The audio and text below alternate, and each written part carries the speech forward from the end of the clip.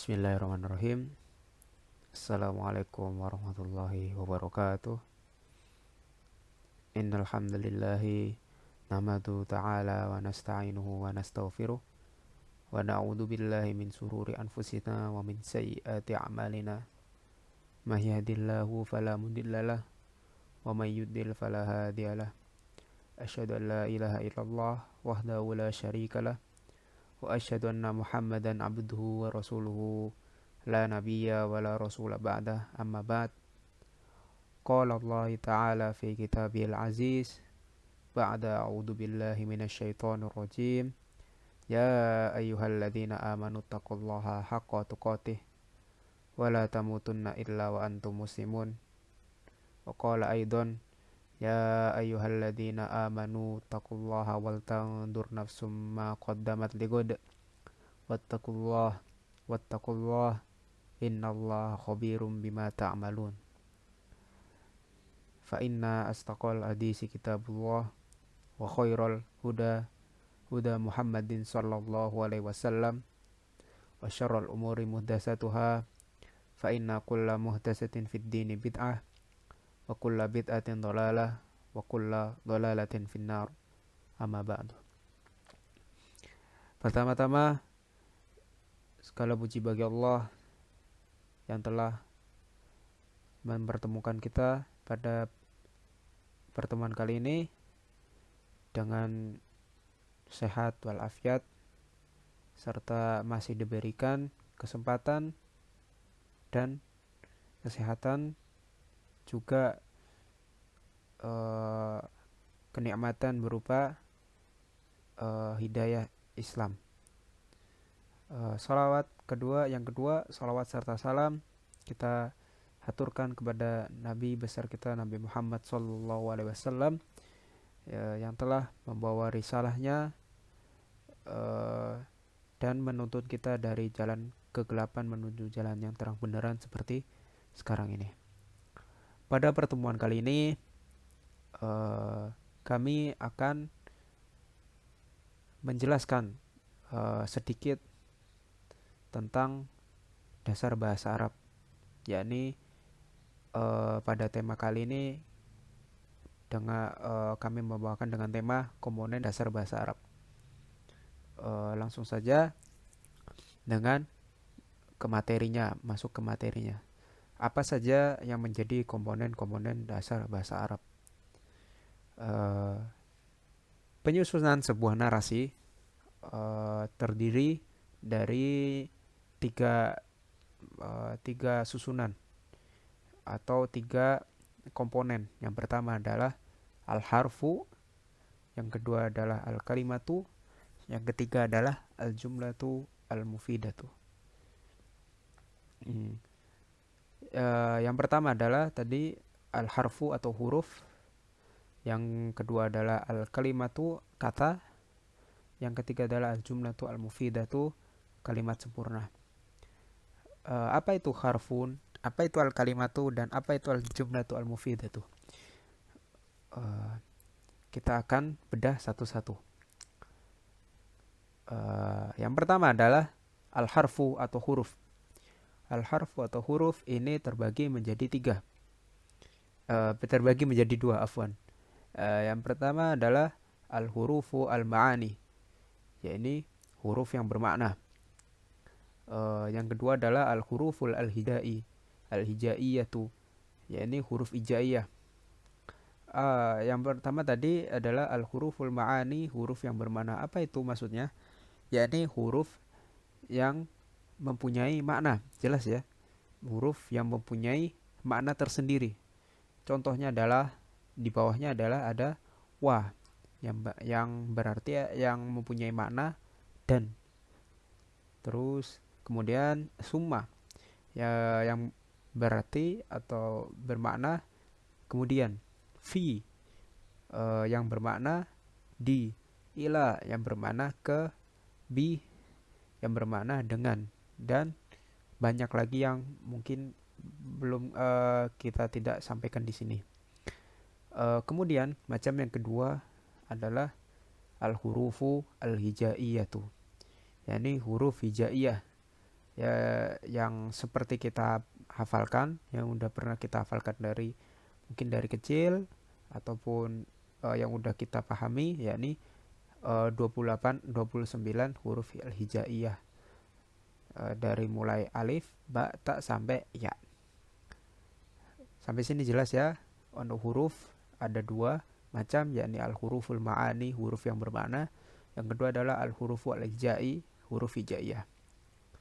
Kemudian macam yang kedua atau komponen yang kedua adalah al-kalimat atau kata. Al-kalimat atau kata ini terbagi menjadi tiga macam. Ada yang pertama adalah fi'il, yang kedua adalah isim, dan yang ketiga adalah harfun. Apa itu fi'il, apa itu harf, dan apa itu isim? Yang pertama adalah fi'il. Fi'il adalah fi'il itu pengertian adalah kata kerja yang berkaitan dengan waktu. Maksudnya gimana? Fi'il atau ini kata kerja yang di dalamnya itu lekat dengan waktu, entah itu sekarang ataupun lampau ataupun yang akan datang. Dan fi'il ini terbagi menjadi tiga bagian.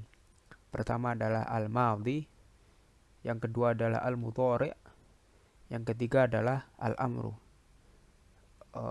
Fi'il madhi bisa kita artikan dengan fi'il atau kata kerja yang menunjukkan masa lampau atau yang sudah lalu. Contohnya adalah doroba, yang artinya telah memukul. Maksudnya adalah seseorang ini telah memukul, ya. Jadi kegiatan tersebut atau kata kerja tersebut telah dilakukan, telah dilakukan atau telah dilaksanakan, ya. Jelas ya. Kemudian yang kedua adalah fi'il mudhari', yang artinya, yang bermakna atau kata kerja yang menunjukkan waktu sedang berlangsung ataupun yang akan datang. Sedang berlangsung atau yang akan datang. Contohnya adalah yadribu. Seseorang sedang memukul. Di sini jelas ya bahwa yadribu ini sedang atau sekarang. Kalau bahasa Gen Z itu adalah live ya, lagi sedang memukul, saat itu juga dikerjakan. Itu fi'il mudhari'. Kemudian yang ketiga adalah macam yang ketiga adalah fi'il amr atau kata yang artinya atau bermakna kata kerja yang menunjukkan kata perintah. Contohnya adalah idrib, pukullah, ya. Jelas di sini kata fi'il amr ini menunjukkan kata perintah, ya. Pukullah, ya ini sekarang itu pukullah atau nanti, ya. Kemudian itu adalah tiga contoh atau tiga macam fi'il.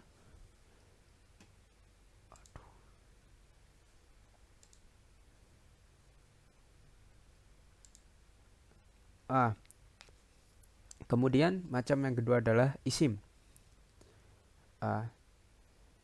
Isim adalah kata benda, yang artinya adalah kata benda, dan kata benda itu tidak berkaitan dengan waktu, ya. Jadi semua kata benda atau kata yang tidak berkaitan dengan waktu itu dinamakan dengan isim, ya. Contoh adalah kitabun, ya, buku. Jelas benda-benda yang ada di sekitar kita semuanya adalah itu termasuk isim, ya. Kolamun, pena, maktabun, meja, kemudian sirwalun, celana, kemudian kolan suatun, ya, songkok ataupun dan lain-lainnya, ya. Izanatun, lemari, dan pokoknya semua kata-kata benda itu termasuk dalam isim, ya. Jelas ya sampai di sini. Macam yang kedua dari kalimat, yakni kata benda atau biasa disebut dengan isim. Kemudian yang ketiga adalah, atau yang terakhir adalah harfun, huruf. Nah, tadi telah disebutkan bahwa huruf mempunyai dua macam, yakni huruful ma'ani dan huruful hijai. Nah, untuk yang dikata yang termasuk macam kata adalah huruful ma'ani atau huruf yang mempunyai makna seperti wa, summa, fi, ilah, bi, dan lain sebagainya. Paham ya sampai sini? Nah, kemudian saya akan lanjutkan. Uh, yang ketiga dari komponen dasar bahasa Arab yaitu al-jumlatu al-mufidatu, kalimat sempurna yang mempunyai dua macam. Yang pertama adalah al-jumlatu al-ismiyatu, jumlah ismiyah. Yang kedua adalah al-jumlatu al-fi'liyatu. Yang pertama tadi adalah al-jumlatu ismiyatu. Apa itu? Kalimat yang berawalan dengan kata isim. Maksudnya gimana? Nah, ada di contoh ya. Kita misalkan dengan contoh az-zahratu jamilatun, ya, yang berarti bunga itu cantik. Kata az-zahratu yang di awal adalah kata az-zahratu, dan az-zahratu ini termasuk dalam kata isim. Nah, karena diawali dengan kata isim, maka dia termasuk dengan jumlah al-ismiyah atau kalimat sempurna berawalan dengan kata isim. Nah, sampai sini jelas ya. Atau mungkin contoh lain misalnya al-qalamu ala al-maktabi, ya. Al-qalamu ala al-maktabi, ya. Yang artinya adalah pena di atas meja, ya. Al-qalamu itu juga sama ya.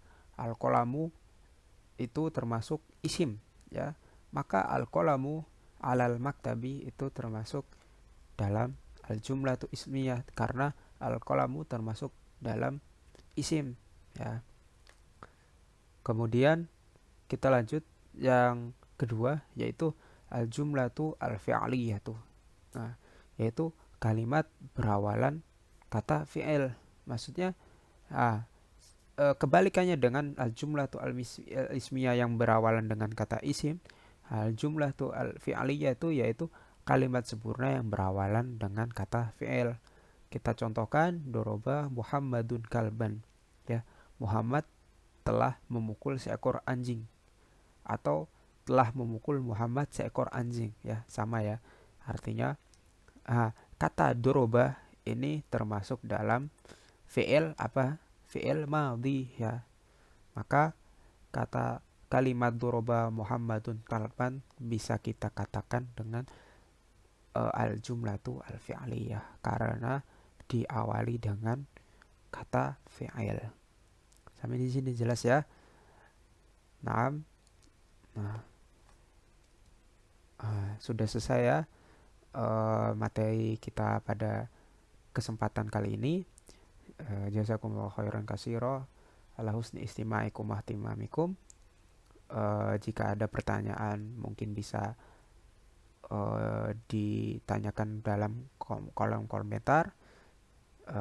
Terima kasih. Jazakallahu khairan katsira. Kita tutup dengan doa kafaratul majelis. Subhanakallahumma wa bihamdika asyhadu an la ilaha illa anta astaghfiruka wa atubu ilaik. Wassalamualaikum warahmatullahi wabarakatuh.